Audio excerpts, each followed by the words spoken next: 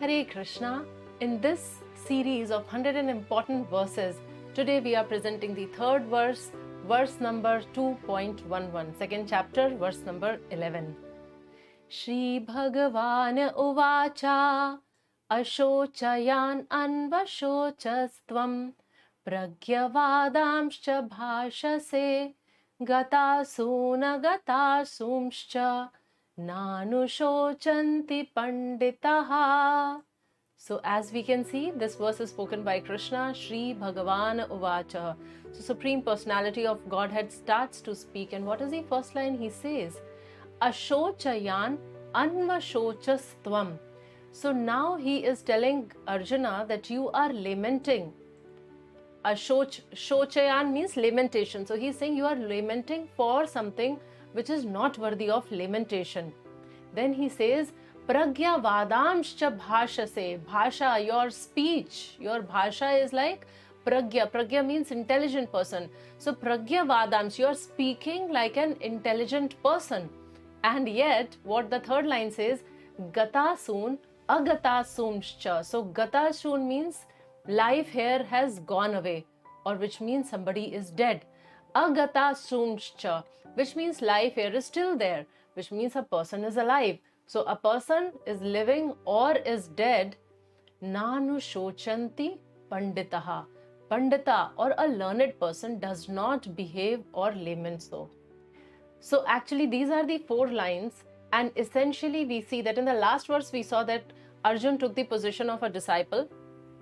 So after that, Krishna starts speaking here and he becomes the spiritual master, and the first thing what he is doing is he is indirectly calling Arjuna a fool, because he's saying you are not speaking like a learned person. Though you are speaking like a learned person, but what you are saying is not intelligent thing. So let's look into the translation. It says, the Supreme Personality of Godhead said, while speaking learned words, you are mourning for what is not worthy of grief.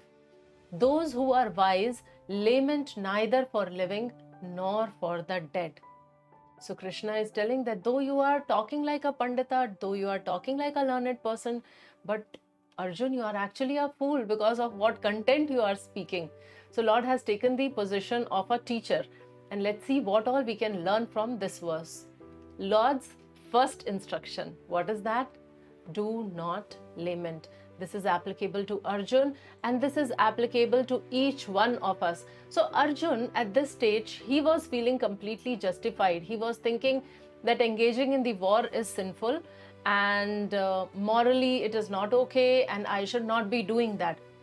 And he was lamenting for whom? He was lamenting for all his relatives and friends and teachers, whoever was there, an important part of Arjuna's life. Now they have come to fight with him, and he was lamenting for them. So Krishna is telling, do not lament. We will see more why he is talking like that. Krishna's reciprocation may not be always palatable, but it's always beneficial. So like in this case, we see that what Krishna is speaking, he is not praising Arjun. He is indirectly calling him a fool.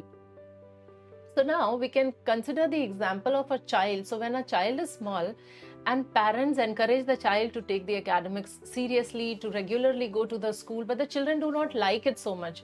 But as they grow up, they understand that it is eventually for their well-being.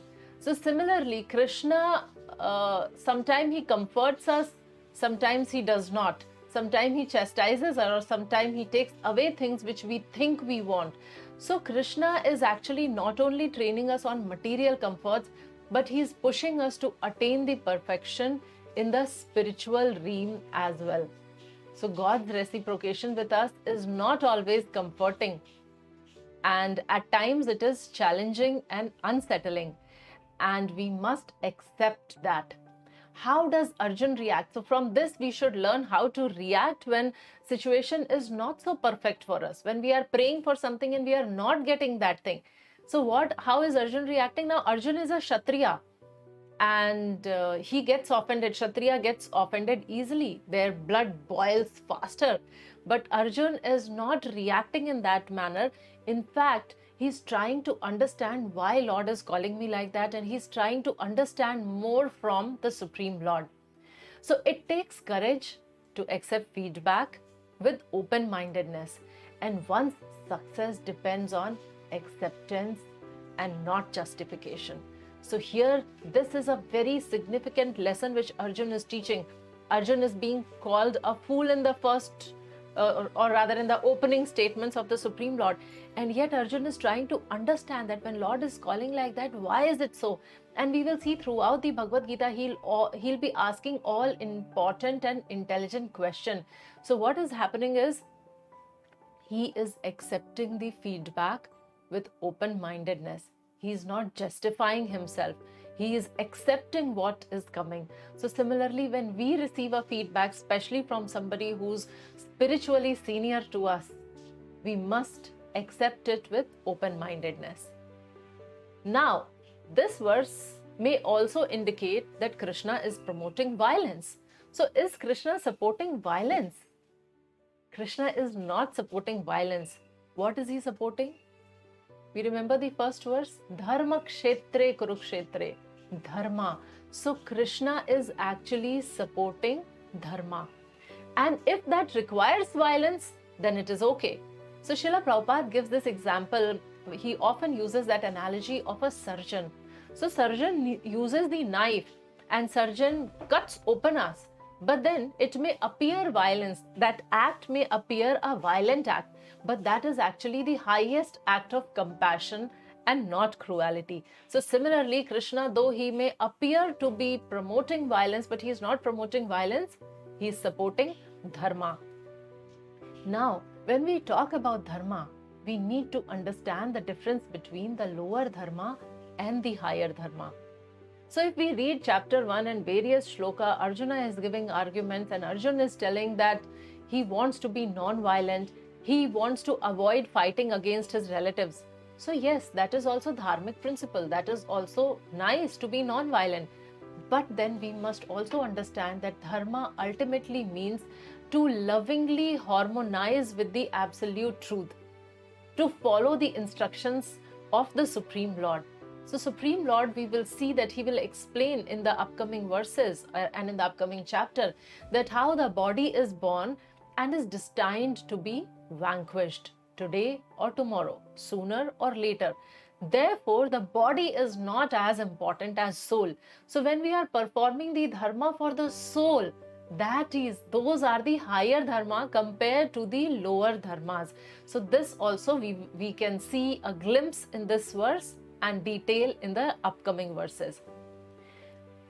And one very important learning: to unlearn the misconceptions. So we may think, like when we read chapter 1, we may feel, yes, Arjuna is all right. What Arjuna is saying, that it will bring sin to him, or it will cause destruction of dynasty and the family value traditions, or what good a battle would anyway gain. So now if we also believe that like that, and we are not willing to change our perceptions, then the learning cannot happen. So to learn something new, we need to unlearn the misconception about those things. Just like Prabhupada again gives this example, that a student once approached a teacher to learn guitar, and then the student said that he already knows a lot. So the teacher replied that generally his fees is 5,000 rupees. And then he said, but as you know, I will charge you 10,000. So the student was very startled, like, why? Why are you charging me more? I already know. So teacher said, I have to spend time with you in unlearning your mistakes and then fixing your attitude there, and then only you can learn. So to learn new things, we need to unlearn the misconceptions. So from today's verse, we saw the learnings. First instruction of Krishna, do not lament. Second, Krishna's reciprocation may not be always palatable, but it's always beneficial. Third, accept criticism with open-mindedness. Fourth, the difference between the lower and higher dharma, and we understood that how taking care of the soul or the spiritual duties is the highest dharma.